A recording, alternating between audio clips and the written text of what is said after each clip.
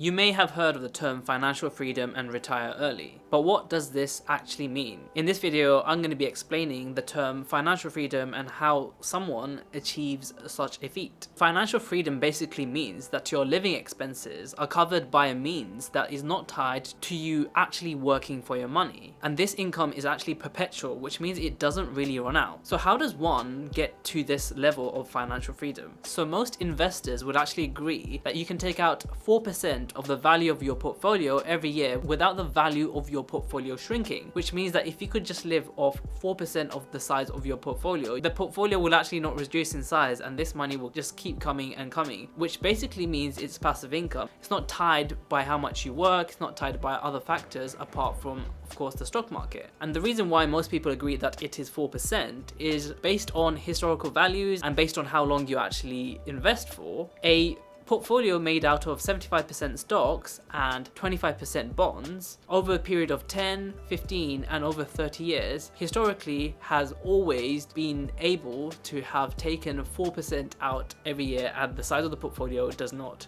actually change. So when you actually look at a portfolio made of just stocks over a 30-year period, because the stock market goes up and it goes down, over a 30-year period your chances of having the same size portfolio goes down just 2% to 98%, which means that realistically you could be living off maybe 5 or 6% of your portfolio size. But sometimes when the markets go up and when they go down, this can lead to some uncertainty. So based on statistics, 4% is actually the sweet spot to basically guarantee that the size of your portfolio won't go down and you can keep taking out 4% every year. Also, most investors agree that the S&P 500, which is a stock market index which tracks the top 500 companies in the US, is a very good investment and one ideally that you should keep investing in to achieve financial freedom. So for example, using the 4% rule and using a portfolio size of $1 million or pounds, that will give you an income of $40,000 or pounds per year. And if you can make your lifestyle work on that, essentially you can retire and you are now financially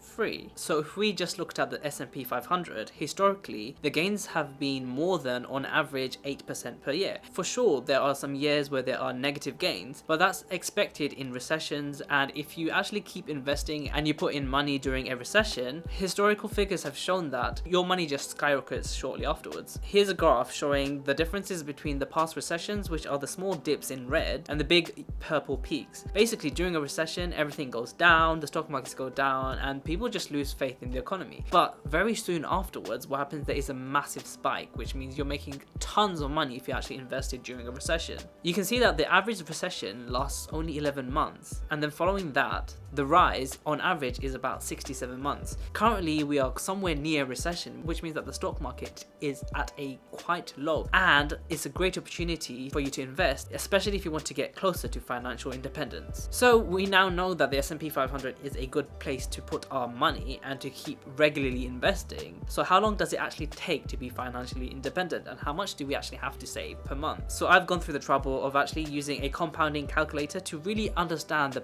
benefits of compound interest. So just by investing only £100 or $100 per month, this is what you can end up with over 40 years. So in the first year you're putting in $100 a month, which is honestly doable for the majority of people, because £100 is easily saved, especially when you're not spending it on things that you actually do not need. At the end of year one, you would have contributed $1,200 and you would have earned an interest of $52, which brings your total amount to $1,252. And yeah, first year, it doesn't sound like a lot of money. I mean, you could have probably earned that money through cashback or any other things. So it doesn't seem like on the first year, you're actually getting many benefits. At the end of 3 years, quite similar, you have contributed $3,600 and you have earned $464 through interest, which brings your total amount to $4,000. So this is quite a long time to actually invest. 3 years is quite a lot. Everyone thinks about the long term but not about the short term. So 3 years of investing and you're only earning an interest of $464.49. It doesn't seem that much. Flash forward to 6 years, you would have contributed $7,200 and you would have earned an interest of $1,984.58. Again, at the end of 6 years, it doesn't really sound like a lot. Your total amount is $9,184.58.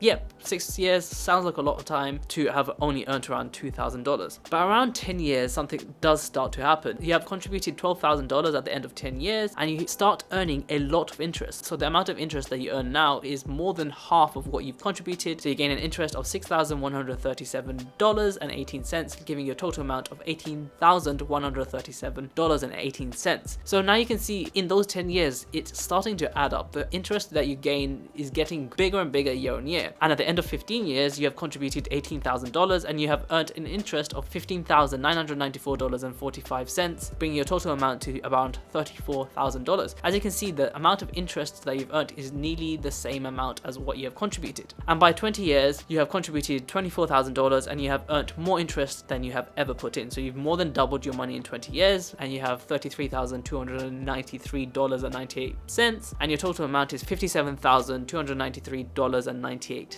So with compounding, every 10 years makes a huge difference, and you will see now that at the end of 30 years you have contributed only $36,000 and you have earned a whopping interest of $105,830.58, giving you a total amount of $141,830.58. So the amount of interest you've earned is almost 3 times what you've contributed. And the next example gets even worse, because if you had stopped investing only at 30 years past starting, you would have missed out on a huge amount. So in another 10 years, at the end of 40 years, you would have contributed only $48,000 and you would have earned an interest of $276,338.76. So a huge amount of interest, way more than you actually put in, giving you a total of around $250,000 just by investing $100 every month. That is a crazy amount. And because $100 a month is not a lot, in order to get to your $1 million, you would have only needed to invest $600 a month for 32 years, in which you would have contributed £81,269.60. You would have contributed $81,269.60, and you would have earned a humongous interest, which is more than 10x your contribution of $833,974.68, giving you more than $1 million.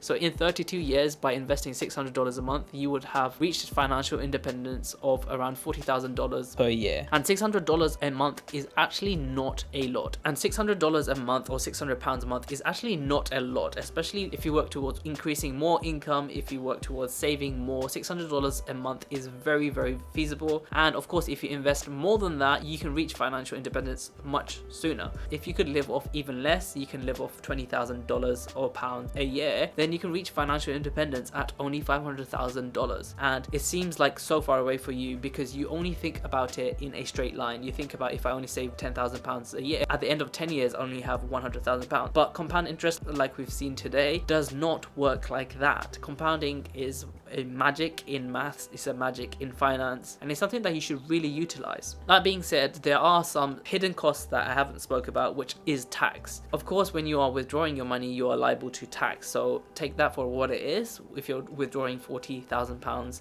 per year, you are gonna pay a significant amount of tax, but the tax paid on capital gains is so much lower than the tax paid on income. You're actually not giving up that much money on tax. I'm not sponsored by anyone in this video. I just wanted to give you a brief overview of financial independence, how you can achieve it, and if it opens your mind up to retiring early, not having your life dictated by working. So if you enjoyed this video, you know exactly what to do. Leave a comment down below if you found this video useful, and if you have any questions regarding anything finance, I will do my best to actually learn it myself and then give it back to you. And as always, thank you for watching.